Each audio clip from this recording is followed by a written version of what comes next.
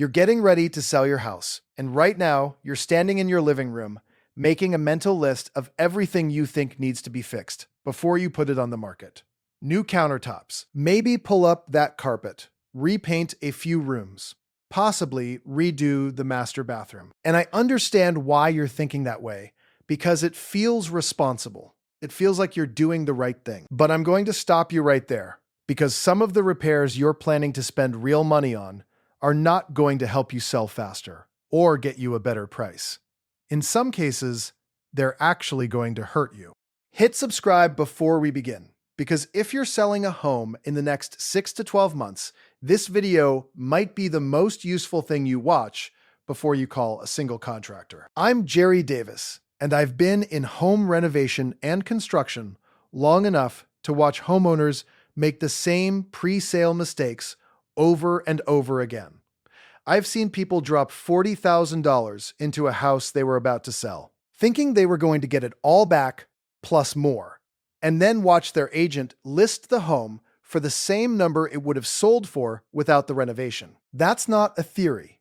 That's a pattern I've seen play out more times than I want to count. So today, I'm going to walk you through 10 repairs and upgrades that sellers almost always regret doing right before they list. Let's start with the kitchen, because this is where the biggest mistakes happen. Homeowners look at their kitchen and decide it needs a full gut renovation before the house goes on the market. New cabinets, new countertops, new appliances, new backsplash, maybe even move a wall. And I get it. Kitchens sell houses. That's a real statement.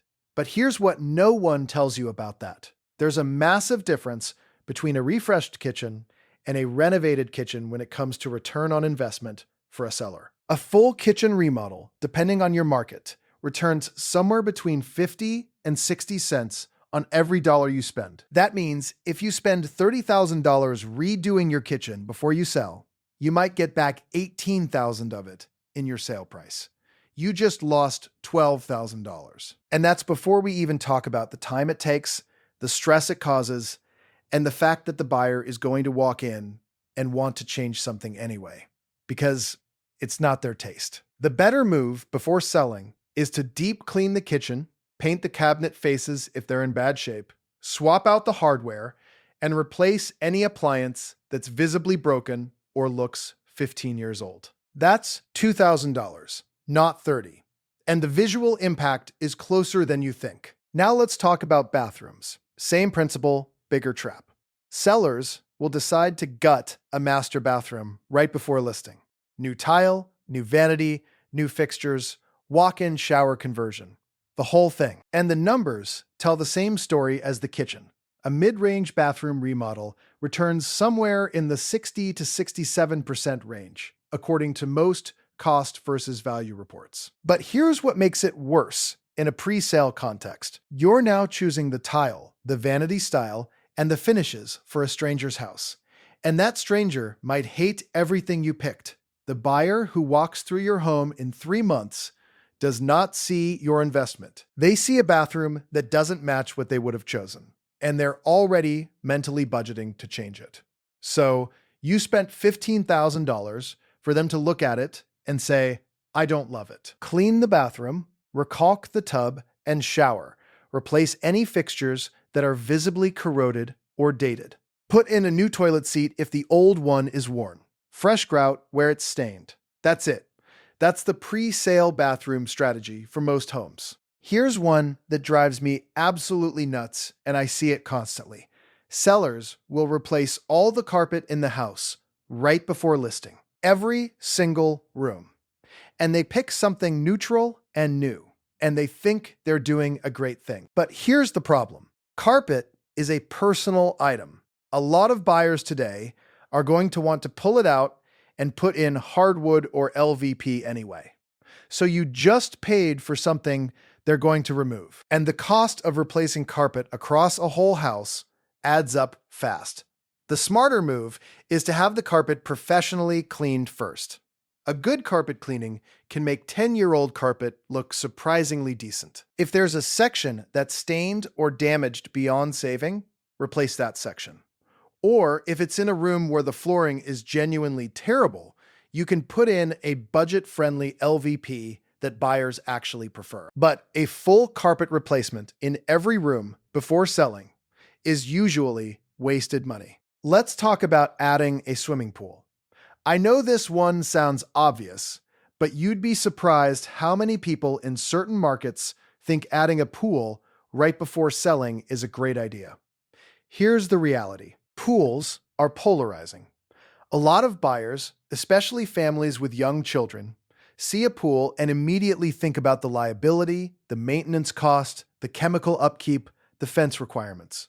Pools in some markets do add value, but the cost to install one is typically $25,000 to $60,000, depending on size and type.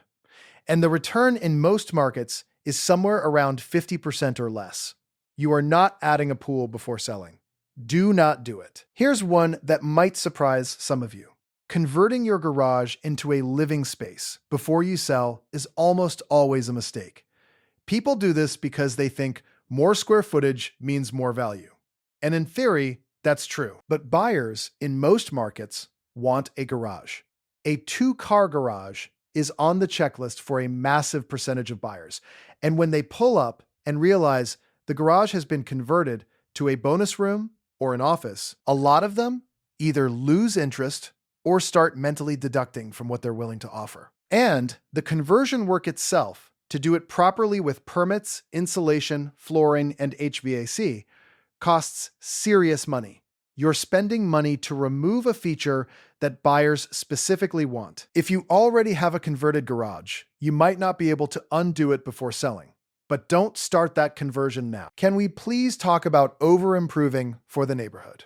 This is one of the most common and most painful mistakes sellers make. If your home is worth $250,000 in a neighborhood of $250,000 homes, and you put in a $100,000 renovation, you are not selling your house for $350,000. You might sell it for $260,000 if you're lucky.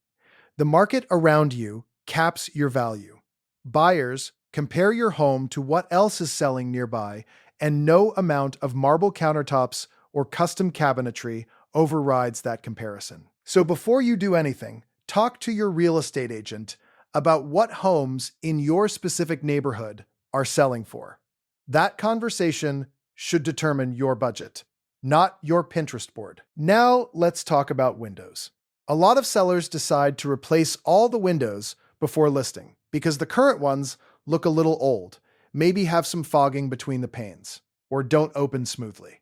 And I understand the logic. New windows feel like a selling point, but window replacement is expensive, somewhere between $400 and $1,000 per window, depending on size, type, and labor. And the return on that investment before a sale is pretty poor. Unless your windows are genuinely broken, letting in air, or creating a visible defect that an inspector is going to flag, leave them alone.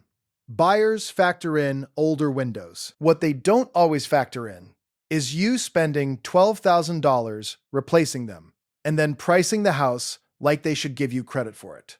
They won't. This is where people mess up with paint, and I want to be specific here. Sellers will sometimes repaint rooms in very bold or personalized colors before listing because they love how it looks. Or they'll hire someone to repaint the entire house in a single neutral beige and call it done without actually looking at the trim, the ceiling, or the condition of the walls underneath. Here's the pro tip. Paint matters, but bad paint work is worse than old paint. If you're going to paint before you sell, do it right. Use a true warm neutral, something like Sherwin-Williams Accessible Beige or Repose Gray. Make sure the trim and ceiling are crisp, and don't try to cut corners by only painting the main living areas while leaving bedrooms untouched. Either do it consistently or focus your budget on the rooms buyers care about most, which are the kitchen, living room, and primary bedroom. Now let's talk about something a lot of sellers skip for the wrong reasons, and that's deferred maintenance. Here's the thing. There's a difference between cosmetic upgrades and actual repairs. The 10 things I've been talking about are mostly discretionary improvements that sellers overspend on thinking they'll get the money back. But deferred maintenance is a different category entirely. A leaking roof, a cracked foundation, an HVAC system that doesn't work, plumbing that backs up, electrical that fails inspection. These are not optional. These are things that will come out in the buyer's inspection, kill your deal, or force you to drop your price at the worst possible moment. So, here's where your pre-sale money should go. Fix what's broken. Repair what a home inspector will flag.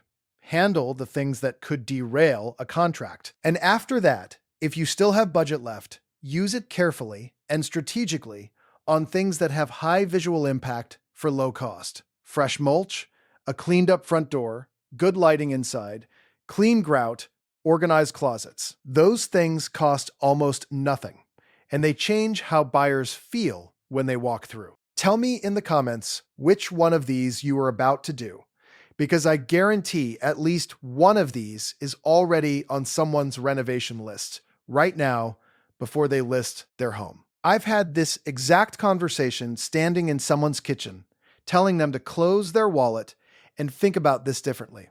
And when they listen, they sell faster and they walk away with more money. A good pre-sale strategy is not about making your home look like a magazine photo. It's about making it feel clean, functional, and move-in ready without bleeding money on upgrades that buyers either won't notice or won't value the way you do. Fix the real problems. Freshen the cosmetics. Leave the major renovations for the next owner. That's the move. If this helped you think differently about your pre-sale plan, hit like, subscribe, and share it with someone who's getting ready to list. Because I've seen too many sellers hand their profits to a contractor when they didn't have to. I'll catch you in the next one.